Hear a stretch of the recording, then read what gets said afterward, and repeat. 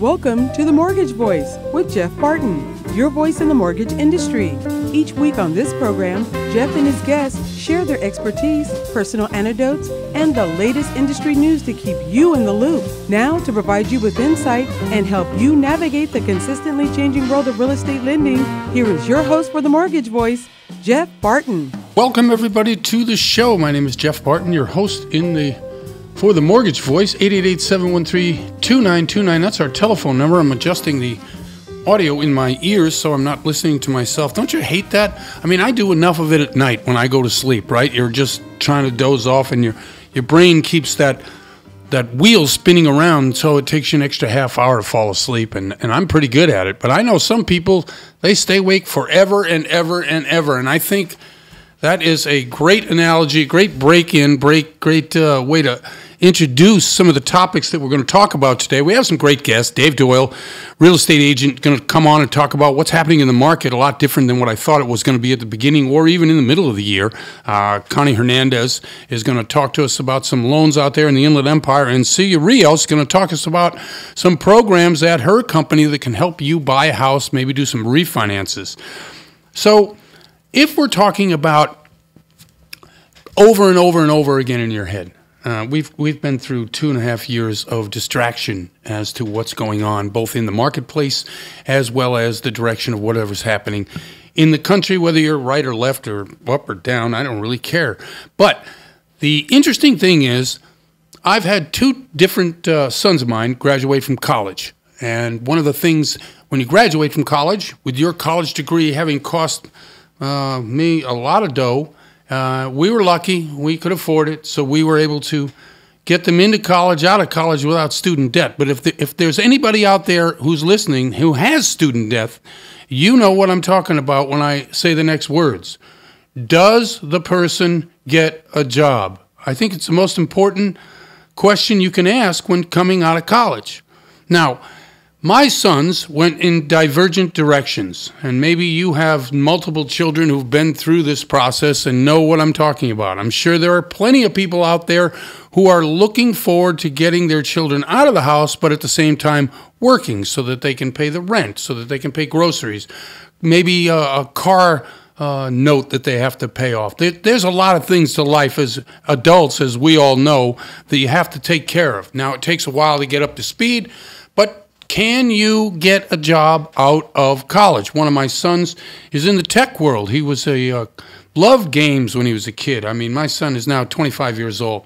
So he's been in the workforce 4 years. And he's been working, and he's slowly built up a little bit of a resume.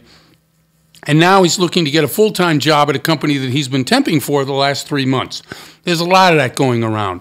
Now, if you have the ability to get into college, and towards your late sophomore, early junior year, you are told that you need to have what they call an internship, okay? Now, I know everybody knows what an internship is, but for those of you who don't know what an internship is, it's when you find a company that you maybe want to work for, or maybe an industry that you want to work in, and you get some work experience. So my one son, who went to a school for game development and programming. Basically, he minored in programming and was a creative guy and wanted to be in design, so he went into gaming design, school up in Washington State.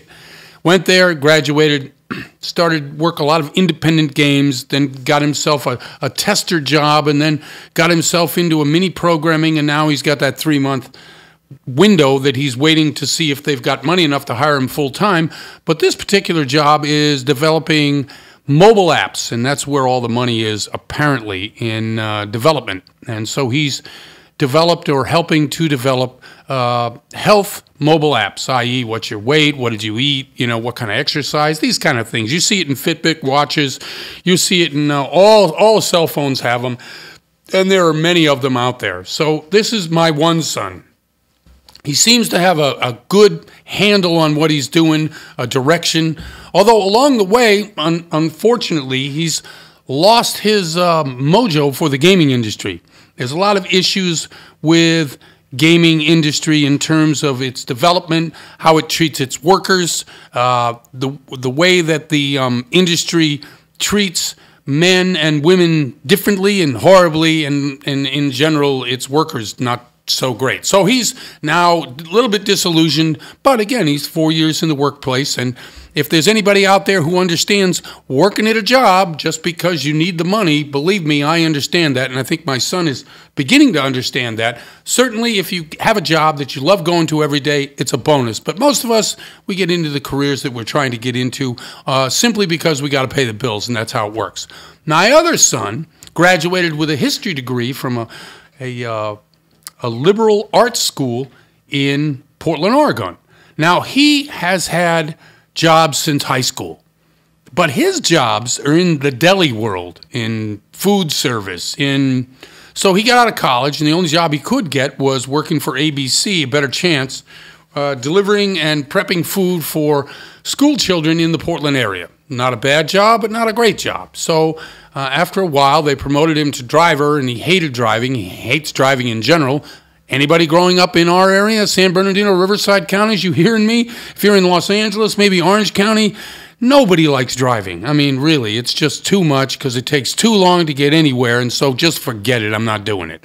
Okay, so he is now in the process of trying, and has been. He got out of school. He's 22, almost 23 years old, so he's 2 years in the job world, and he's a little bit disillusioned simply because even to get the simplest job out there, you need experience. Now, all my children have worked for me in the mortgage industry. They've come to the office, they've done the menial office jobby things that you do, whether it's working Excel spreadsheets, whether it's doing email campaigns on MailChimp, whether it's making phone calls or doing some bill collecting. These are all office scenarios that all my children have worked at. However, that particular experience, however we write it up, just doesn't seem to be enough to get the simplest job in an office in the Portland area. So my question is, both of my kids have had some experience not getting into a field that they want to, or being able to get any kind of job that nearly smacks of, the education that they've received. They're smart kids, they're eager, they're not lazy, and yet it is difficult. Is there anyone in the listening audience who is hearing what I'm saying? The only way to get a job nowadays, and it seemed to be this way for a long time, unless you are a superstar or have somebody help you, a friend, a family member, somebody give you a recommendation. These are the type of things that you need in order to get a job right now. Now, the word on the economy, it's great, right? Everybody's happy with the economy. Everybody's working, booming. Well, I'm not sure that that's true. Each year, do you know how many people get out of college every year? Just a 1.5 million. Yeah, or out of high school and don't go to college or looking to work. 2 million. Let's say there's a couple of million kids that want to get a job every year. Of that number, maybe 10% have a particular skill that is unbelievable, that they're going to get hired right away, right? Yeah, out of high school would be tough, yeah. Out of high school would be tough unless you're in the trades, where a lot of people go into the trades, whether it's carpentry or you're into cement work or you're into any kind of day labor or apprentice job, which can get you to where you want to go. I've actually known people that have passed the bar and been told they went to the wrong attorney school, went to the wrong law school to get hired at certain places. You can't, this brings us to the next level of education. So I have a niece that went to law school at Chicago, great law school, got out of law school, went to New York, studied for the bar, and passed the New York bar. Can she get a job? No. No, she can't get a job either. So this is the next level of education. Now, I'm not saying that this is everybody, but I'm just talking about how it is out there for a certain number of people. And I would dare say, even in my second son's high school class, he told me there's not one person working in a career-based job. And there's a certain amount of snobbery involved as well. It's just So I don't have an answer. I'm just trying to commiserate with people in the audience who understand that the college debt, the promise of a job once you get a college education, is not what it's cracked up to be, which leads me to the next question. Is the economy cracked up to what it used to be? Because we're going to review some figures in a further segment down the line in the show that just talk about what's happening in the housing market, the mortgage market, and why right now there's a lot of questions going on. Anyway, I'm Jeff Barton. I'm your host for The Mortgage Voice. Thanks for tuning in. Everybody from KCAA, KMET, and K-Tahoe, thank you, thank you, thank you. And we'll be right back. You're listening to The Mortgage Voice with Jeff Barton.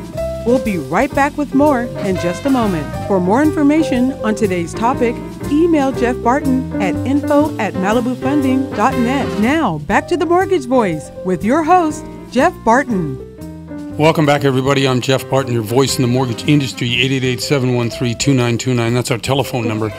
Pick up the phone, give us a call, leave a message, tell us what your concerns, problems, maybe some information, suggestions, anything that you might think the show could use.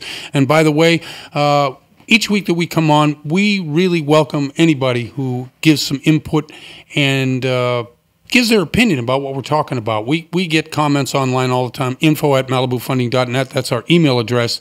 And you can go to YouTube. My Twitter handle is @Jeff6493. Why is that significant? I have no idea, but that's what we had when I first got my Twitter account. And at the time, there was a rush to get all kinds of things on Twitter. Anyway, we have to the show once again Connie Hernandez, who is graciously I guess, assented to be able to be on the show. And you know what? It's hot. I've lost my mind. Connie, how are you? I am great. And yes, I agree, Jeff. It's a little difficult to keep your head straight with the heat. You know, it's just one of those things. I begin to talk, and all of a sudden I'm like, oh, my gosh, it is so hot. I've got to stop talking. Maybe it'll cool down.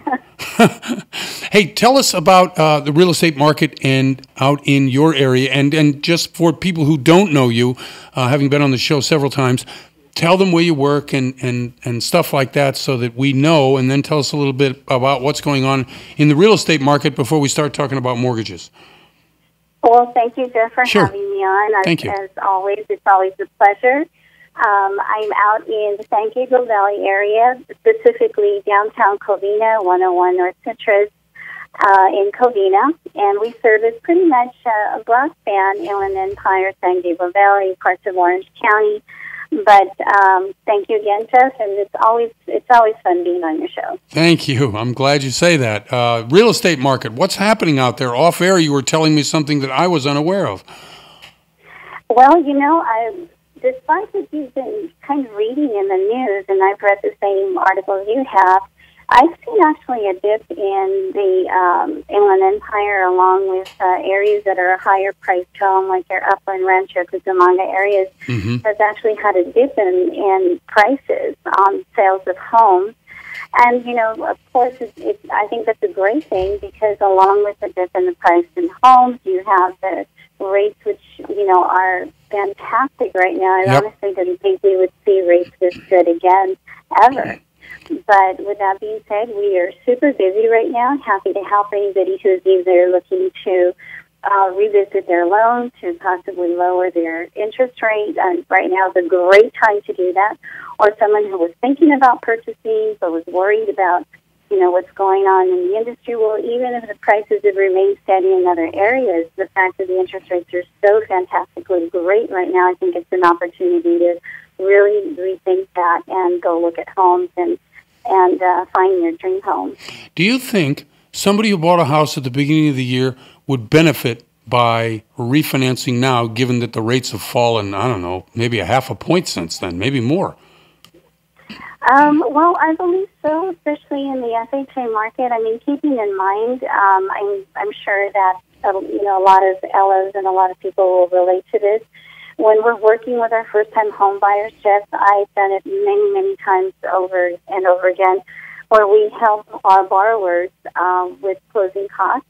And in those cases, they fully understand if the lender's helping a little with the closing costs to get into their home, that means that their rates are not as aggressive as if they were paying for their own closing costs. Right. With that being said, in their specific cases, it's definitely a good opportunity for them to revisit their FHA loan, even conventional loans for that matter, if they were first-time home buyers, and if they did get some type of credit from the lender, it's definitely a good time to relook at their loan. Do you see the appreciation rising, lowering, or staying the same on houses?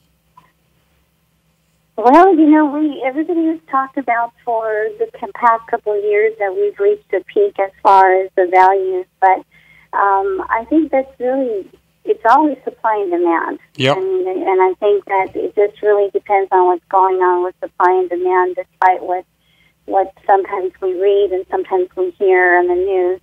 But right now, I still see that there is a lot more demand than supply. I agree. And I still see multiple offers going in on properties. And there's a lot of negotiation going back and forth, but at the end of the day, these properties are receiving still multiple offers. And it could be given the interest rates is still attractive, so possibly that may be it. What do you see as one of the products in the marketplace that is not popular, but you're using more of now than maybe you were, or maybe you're just using the same products? Is it FHA? Is it conventional? Are you doing any kind of hybrid loan in the non-QM world?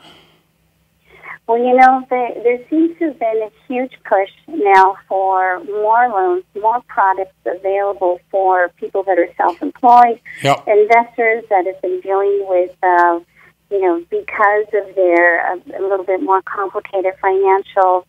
They're always been offered higher interest rates for things like flip properties or short-term properties that they're going to purchase.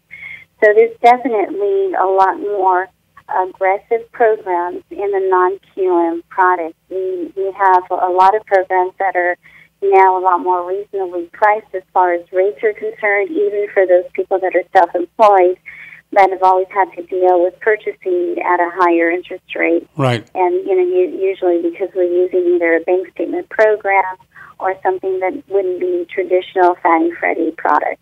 Now, you're talking higher interest rate on a non-QM, but realistically, it's still a pretty low rate, right?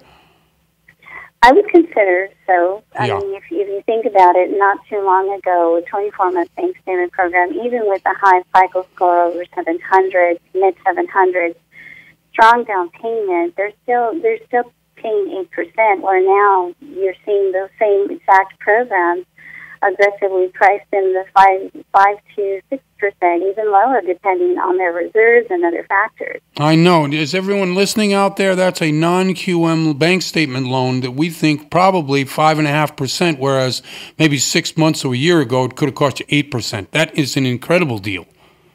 It is, and I think that there's a lot of investor money out there. Yep. Which obviously it's not a traditional bank, but it's definitely monies that are available for those buyers that are doing flips or people that thought they couldn't purchase because of their self-employment status. But there's definitely a lot of good programs out there. Even things like I-10 borrowers. Yep. Not really a specialist in it, but I've had an opportunity to close a few, and those seem to be a lot more accessible than they've ever been. And for those people that don't know what I-10 is these are people that are in a status where they are filing their tax returns and they're waiting on documentation processing for them to receive a Social Security number, that they are actively working and filing their tax returns. Right, exactly. And so this is really almost a foreign national program, right? That's how we classify it down in Florida. Right. Right, exactly. Okay. We have about a minute and a half left. I was talking earlier in a segment about my son. One of my sons is having a difficult time getting work. What's that like out there now? I mean, if you're getting out of college and you want to get into the marketplace, get into the workforce in your area, what are you seeing, or are you seeing any, significant signs about what's happening? It is difficult, Jeff. Yep. Myself, I have a college graduate out of college 3 years, and it was extremely difficult for him to get into his specific area of he graduated with a master's in finance and marketing. Yep. And with that being said, a year after graduating, the offers that he was expecting to get, the income opportunities weren't coming to him as he expected. So he actually is working now in the commercial real estate industry, and he went out and got his real estate license, and right. he's very happy. So the thing is, I'm seeing that a little bit more often now than ever before, where some of our borrowers, their degrees are in one area and their work field is in a slightly different category, or a completely different category for that matter. Yeah, I agree with you 100%. Listen, I'd like to pursue this, but we're up against the clock. Connie, thank you very much. Could you shout out your phone number for people who need to get in touch with a great agent? Absolutely. Thank you, Jeff. They can reach us at our office number, which is 626-918-2419. They can reach me also direct at 626-422-2017. Connie Hernandez. I'm happy to help. Thanks, Connie. Thanks very much for coming on the show. I really appreciate it. Thank you, Jeff. Okay, and I'm Jeff Barton, your voice in the mortgage industry, and we'll be right back. You're listening to The Mortgage Voice with Jeff Barton. We'll be right back with more in just a moment. For more information on today's topic, email Jeff Barton at info@malibufunding.net. Now, back to The Mortgage Voice with your host, Jeff Barton. Welcome back, everybody. I'm Jeff Barton, your voice in the mortgage industry. 888-713-2929, our telephone number here. Pick up the phone, give us a call, leave a message, wait for me to pick up. We do have some answers. You probably have some questions, especially if you're listening to the show on a regular basis. We try to hit the same topics a lot. Why? Because loans are, there's a lot of different aspects to loans, but unless you're familiar with the vernacular and the terminology that we use, it's very difficult to understand or have a conversation with professionals, somebody in the business, because you feel like you don't know enough, you're being talked down to.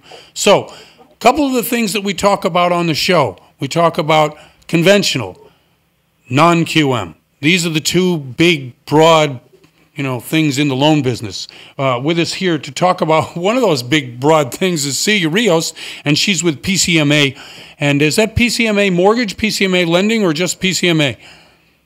Celia. PCMA Inc. Okay, very good. Well, Celia, how are you, by the way? Sorry. I'm very good. Thank you for having me again. I always enjoy speaking with you. Thank you, and I really appreciate you coming on the show. Okay, so in the non-QM sphere, PCMA provides some great solutions. You want to tell us a little bit about what those are and where you're doing some of your lending?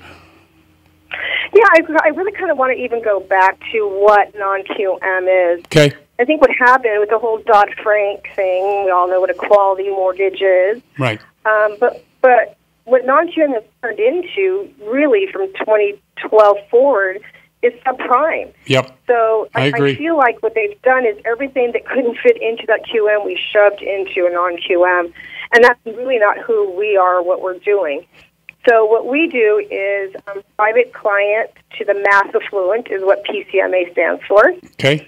And the high net worth. And what we feel is that this whole, there's been a whole blind spot from, our lending industry all the way to consumers, that the people that really do qualify, the mass affluent, are the ones that have built equity over years and years and years. They've built to their retirement, but they just don't have that cash flow. Mm-hmm. So we will cater to them because there's no risk. If I'm looking, you have the collateral that's, there's no risk I can make the loan on. You have the capacity because you have tons of assets and retirement reserves. I will go ahead with our programs, and if you have $500,000 in a retirement account, and you're not drawing from it, I could take that value. If you're 59 and a half, I could take 100% of that value divided by 36 months, and that's your monthly income with us. If you're not at 59 and a half, I'll take 70% of that value, divide it by 36 months, and that's your income. Now, why the 36 months? Mm-hmm. QM, what does Fannie and Freddie Mac say you have to do? We'll take that retirement, 70% of it, and it has to come from a current employer you were with or one that you just left from. So if I have retirement funds from a company that I was with 10 years ago, 5 years ago, 2 years ago, I can't use that for asset depletion. I see. Right? Right. No, absolutely.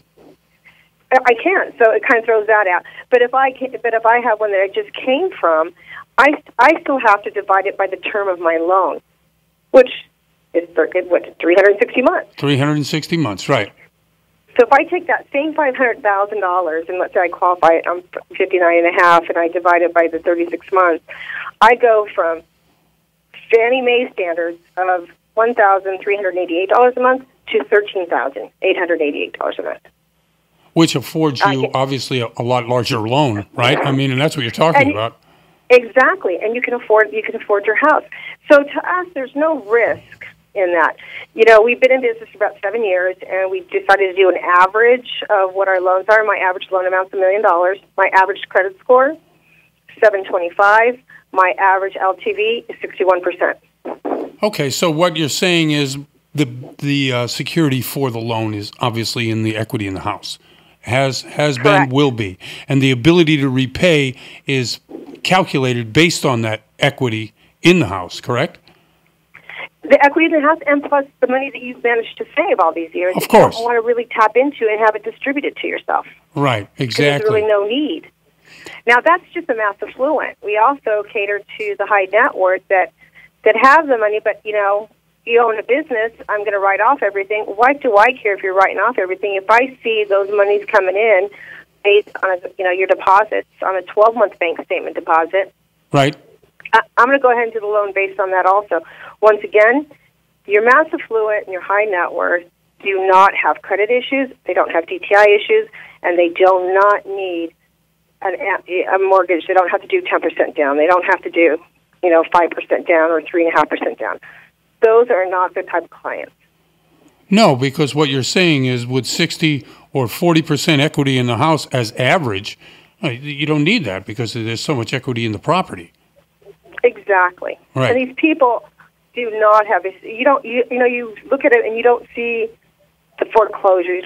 You'll see bankruptcies, interesting enough, because they understand it's a commodity, and I had to make a business decision in 2008, and I'm making that decision, and I moved on. Right, and you mentioned 2008. How far away do you think we're near the end of the expansion? Are there any fears in a company like yours about what's happening in the overall economy? Well, that's the other niche that we have. I mean, these interest rates that are, I call them the fake interest rates that are down right now. I mean, that's just a blip. Our interest rates are not affected by the 10-year bond. Okay. And in fact, you understand how an investor will go in and say, okay, I'm going to buy this product, and what the investor will do, they'll build into that interest rate. That's why these non-QMs are usually higher rates. They'll build into it that it's going to pay off within the first 3 years. Right. So they kind of build into that my repayment back of whatever I paid out on that loan. Well, our rates start off at 4.375 because our CFO said, you know what, our loans don't pay off. They stay on the books for 7 to 10 years. Not one of our loans has paid off yet. So instead of building that into the rate, give me that so I can give it to the customer directly. And then if it does pay off, I'll take the chance on it because I know my client. Well, that's a pretty good rate for this type of loan, right? I mean, if you're saying, and you're saying that the rate itself doesn't change that much, and you're able to lend. We're not tied to the 10-year T-bill at all. And so your rates are arbitrary, or how are they chosen, or can someone figure it out? We actually have our investors that fit in, and I'll tell you, most of our investors are big insurance companies. I see. And okay. And they love these type of loans. So we don't sell in the mass market. We don't do that. We don't sell in the secondary. Normally, everyone else says we don't. It's not done that way. We have commitments for certain dollar amounts, and honestly, we have major insurance companies saying, we like your product, we like how it performs, this is what we want. Well, holding a loan for 7 to 10 years is really not the norm. Most loans get refinanced or the house is sold under 7 years. So this is pretty good risk, especially in this market for the last, how many years you've been in business? 7 years. It sounds like the company's stable. I love the product. How high do you go in terms of money you lend? We will. So what's interesting is we do offer to 89.99 to stay away from the impounds because we don't want impounds. Right. Up to $3.5 million. Wow. So you hit that really high net worth individual in a certain category, which I would say in this market, Southern California, $1 million to $3.5 million is probably in the wheelhouse of 80 to 85% of those high net worth individuals. Would you agree? Oh, absolutely. Right. Absolutely. Yeah. What's interesting is, in the broker arena, I have to retrain the brokers because they, I'll talk to them and they'll say, "Oh, I really don't get those kind of clients." I'm like, "You're in Southern California, in that client area." You'd be surprised. Everywhere in Southern California, someone's got $1 million house. Exactly. Right. Exactly. Hey, Celia, shout out your phone number for people or a way by which they can get a hold of you. Sounds like really something that they probably will. 949-330-7708. Could you do it once again? I interrupted you. Sorry. Sure. 949-330-7708. Celia, thank you very much. From PCMA, Celia Rios, account executive over there. Thanks again for, this terrific information coming on the show. Anytime. Always a pleasure, Jeff. Thank you. Okay, and thank you. And I'm Jeff Barton, your voice in the mortgage industry. We'll be right back. You're listening to The Mortgage Voice with Jeff Barton. We'll be right back with more in just a moment. For more information on today's topic, email Jeff Barton at info@malibufunding.net. Now, back to The Mortgage Voice with your host, Jeff Barton.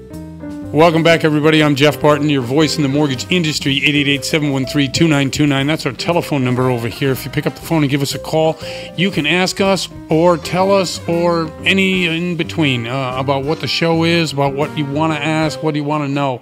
We have a lot of different experienced people who come through the show, who are on the show, and who work for Malibu Funding. Malibu Funding, Inc. is the company that sponsors the show. I want to thank those nice people, and they have offices in 10 different states. Call 888-713-2929 with any questions, and we'll be able to help you with that ASAP. Now that the commercial's over, I want to bring back to the show Dave Doyle, who hasn't been on in a while. We were just talking off air about how he's doing, how things are. Dave, how are you? Doing great. Life is good right now. Excellent. Very well. As further introduction, Dave is a top-notch real estate agent here in Southern California, has done many, many transactions of many different ilk and type. Tell us a little bit about where you're working and what you're working on now, if you would. Well, it's a seller's market right now, pretty good. So got a few listings out there going, and always have buyers that are just trying to gobble things up, especially out here in the Santa Cruz Valley area. Yeah. Well, now it has been a strong market out here. It's been that way for a while, right? Like a long time now that you've seen pretty good sales. Is this a different market, or is it just a continuation of what has been? Continuation. We've been watching a steady progression of between 5 and 7% increase per year on values. It has just been a steady progression for the last few years now. Right. Interest rates are still very favorable.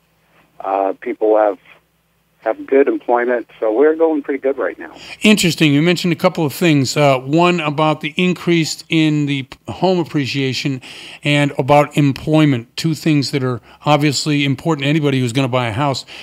Schools out there, how are the schools? I remember when Santa Clarita Valley was, a dust bowl, and now, of course, 40 years later, let you go motorcycle riding. Exactly, it was a place that. Why would they build a theme park out there? I mean, now, of course, it's a completely different thing. So, tell us a little bit about the school systems, about what's happening in terms of, I guess, future building and other things that might be going on that people don't know about. Santa Cruz Valley has always been in the top 5 with schools throughout the state of California.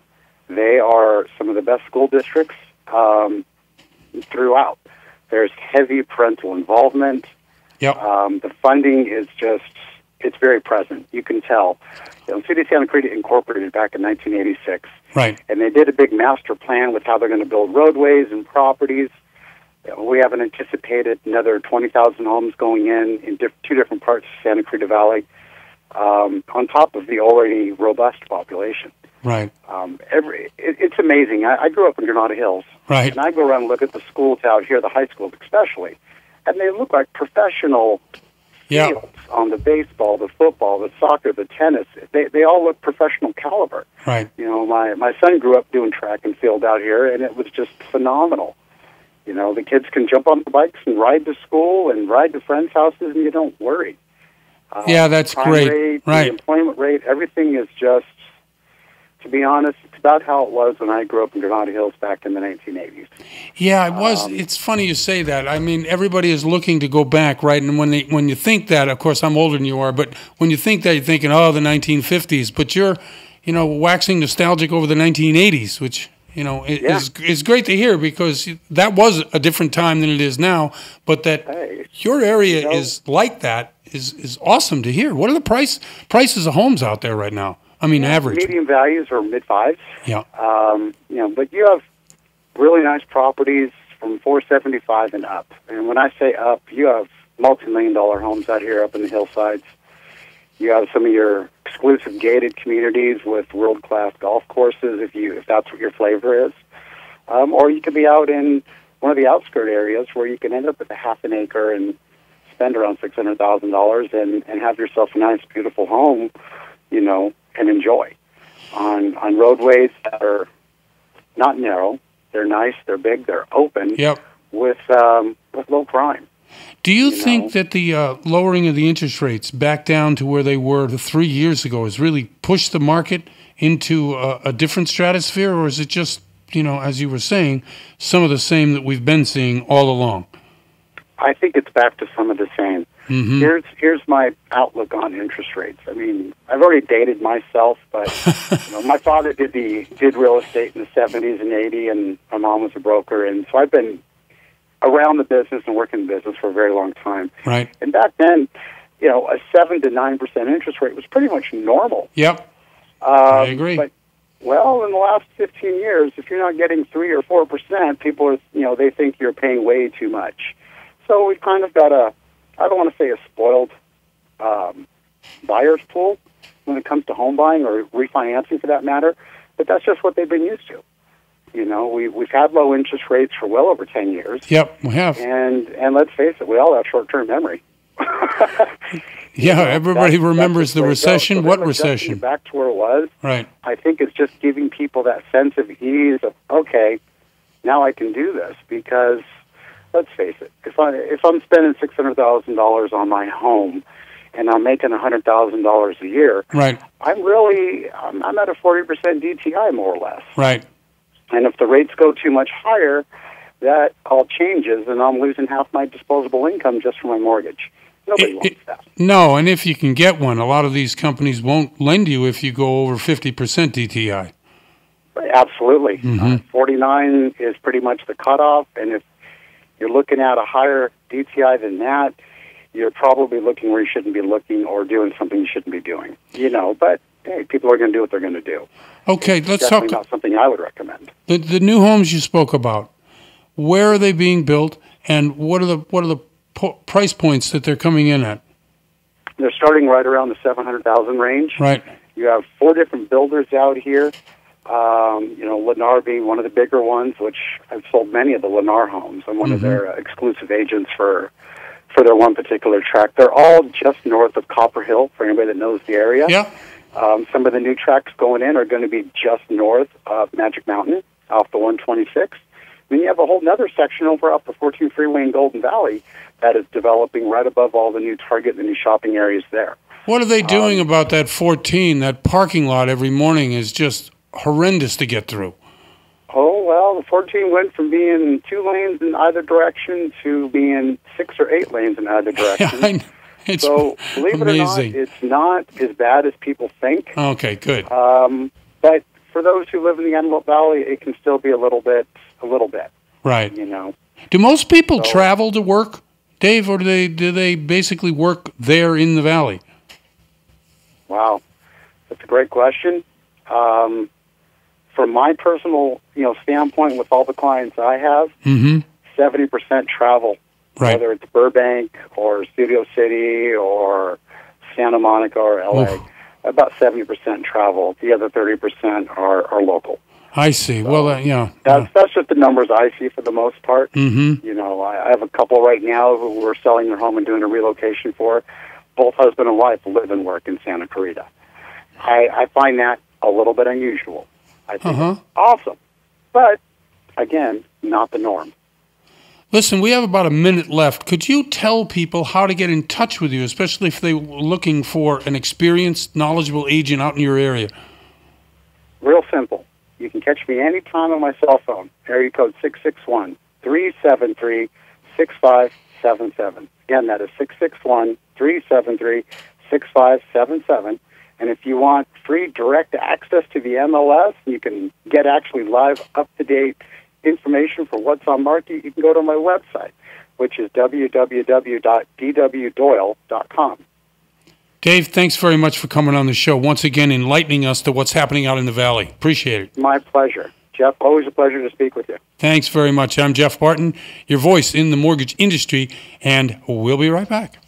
You're listening to The Mortgage Voice with Jeff Barton. We'll be right back with more in just a moment. For more information on today's topic, email Jeff Barton at info@malibufunding.net. Now, back to The Mortgage Voice with your host, Jeff Barton. Welcome back, everybody. I'm Jeff Barton, your voice in the mortgage industry, 888-713-2929. Save that number, write it down. You're probably going to have some questions about what we've had on the show today, so please, when you get finished listening to the show, pick up the phone, give us a call, leave a message. You can email us to info@malibufunding.net. We are on YouTube. This particular show is every week. We put it up on YouTube just so that you can see it as well as hear it again at your leisure anytime you want to. Some of this information comes and goes weekly, but some is there forever, meaning that the information that is supplied and given to you will be useful today. It'll be useful tomorrow, next week, and next year. Some of the things I had talked about earlier in the show, about the statistics, what's happening in the economy and what's happening in the real estate market. Let's talk about what's happening in the real estate market, because I think that's really where we're at. We started at the beginning of the year thinking that the real estate market was going to be slower, meaning more houses on the market, less buyers, prices to come down, interest rates to go up. Well, topsy-turvy world as it is in this particular era, none of that has taken place. And there was good reason to think it was taking place. We had seen probably 7 or 8 different rate hikes over the past 2 or 3 years, and we saw money tightening. We also saw an end to the QE as well as quantitative tightening, which meant that the Fed and the Treasury were going to begin selling off their inventory of mortgage-backed securities as well as treasuries that they had been buying since the recession in 2008 and 9. Well, they ended that about 2 months ago, and home prices in the area have begun to do something we didn't think they were going to do. We thought as I said, we would have lessening in the demand, therefore a lowering in the prices. Well, just the opposite. I'm going to read a bit of an article by Jan Swanson over at Mortgage News Daily. Thank you, Jan, once again for supplying us with great information on the housing market. A second housing price index is showing an uptick in the rate of appreciation, possibly because of interest rate declines have begun to mitigate affordability issues. Now, what does all that mean? Okay, so when you buy a house, you got to afford it, right? And that's what affordability is. If you don't make enough money, or if you can't justify the reason a bank loans you the money, either through the ability to repay rule or your particular loan program or your FICO score, then you can't afford it. So if they lower the interest rates, that means your capacity, your ability to borrow more on basically the same scenario that you had with a higher interest rate means that you probably can either qualify for a loan or be able to get out there and get a loan. So in this mitigation of these issues, of these problems, the lowering interest rate really solves everything. It's like rising tides raise all boats. That's really what this is about. However, I kind of disagree with it because it says that the mortgage interest rate is at the heart of what's going on in the real estate resurgence. I will say this. I will say the fact that the mortgage interest rates, and we're talking interest rates now, let's just get to that initially. The 30-year fixed rate loan is below 3.5%. That is astounding to me. If you look at a FHA or VA loan, you're going down to 3.25%. Now, all these rates are, of course, subject to you. And, of course, today when I'm quoting them, understand tomorrow may not be that way. But today, the average across the U.S., this is what we're having. So, as a result of that, it means that more people are in the marketplace, i.e., more demand, driving up prices. However, I still don't think that's why the prices have gone up. I think the prices have gone up because, once again, the supply and demand situation here in Southern California, especially those areas where people want to live, San Bernardino, Riverside, you know what I'm talking about, the areas that are most desirable in your counties, in your cities, are those areas that they aren't building. And they aren't building, why? Because most of the cities, municipalities, unincorporated counties have decided that it is better to get more tax dollars and revenue from housing which already exists than to try and squeeze more housing into areas that may or may not want them. And therefore, you are limiting the supply of housing in all of these areas. Most of the demand for housing is in the 250 to 350 range, especially in these counties where the KCAA, KMET serve. Up in the Tahoe area, it's a little bit different because it's more rural. So their particular desires, needs, and wants have to do more with the scarcity of housing because there's just not enough population demand to push the housing building like it is here in Southern California. In Southern California, you could build 500,000 houses and they'd get filled tomorrow if they were priced in the $250,000, $350,000 range. But we haven't seen those particular prices in a while. And because of the fact that the scarcity of housing exists, my only question is, what is either the city of San Bernardino, the city of Riverside, what is Rancho Cucamonga doing? What are these areas? You can go and live in Hemet, which is a fine place. You can live in Hesperia, which again is a fine place, but these are another 25, 30 minutes down the freeway, and maybe another 35, 40 minutes from the office that you need to go to every day, or the job that you need to go to every day. Now, there are some building going on in those areas, I'm not going to lie, but you are pushed further and further out. Every time we get to this level of, and now we're 10, 11 years into this really tremendous expansion of jobs and the economy. Now, granted, it's only going 2% to 2.5% a year. This year may see a little bit less than that. That's what we were seeing. Last year, because of the tax cut, we saw the GDP grow at over 3%, about 3.5%.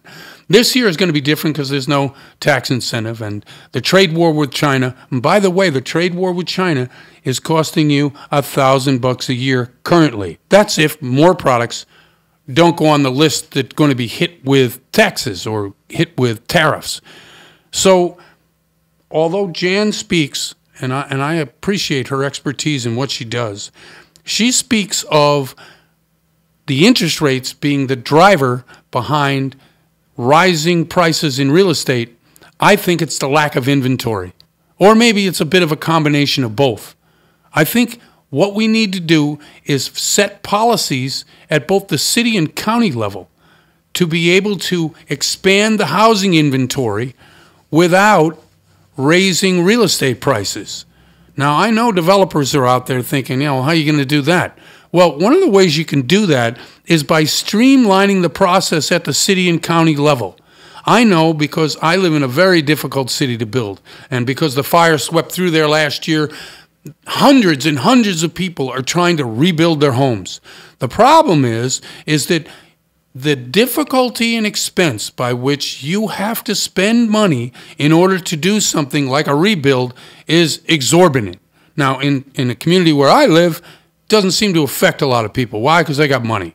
But in other cities where if you're going to slap $1,000 to $25,000, $30,000 in expenses you have geology, you have archaeology, you have building codes, building safety, you have plans, you have architecture, you have inspectors, you have all the different trades. By the time you even get shovel in the ground, you're $30, $40, maybe even $50,000 into the process.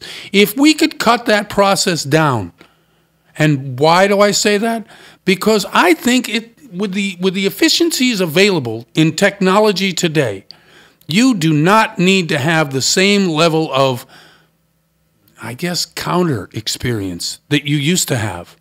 If it's within the guidelines of the county and municipality, city, or town, in terms of their particular needs and wants and their codes, in terms of building, I think you can cut that cost in half, which really is a big deal. If you're trying to build a house for $150,000 to $175,000, you're building a 1,000 square foot house at $175 a square foot. That's $175,000. If you can save somebody $35,000 in costs up front, that's almost 20% of the cost of the house. That's a big deal. And putting that into a down payment or putting that in your pocket really serves a long way in getting you the mortgage that you're going to need in order to afford that particular house. Scarcity of housing means prices go up. The lower the interest rate means you can afford more, but if there are no houses to buy, you still got to pay more. Anyway, I'm Jeff Barton. I'm your voice in the mortgage industry. Thanks for tuning in. We'll see you next time. You're listening to The Mortgage Voice with Jeff Barton. For more on today's topic, visit www.malibufunding.net.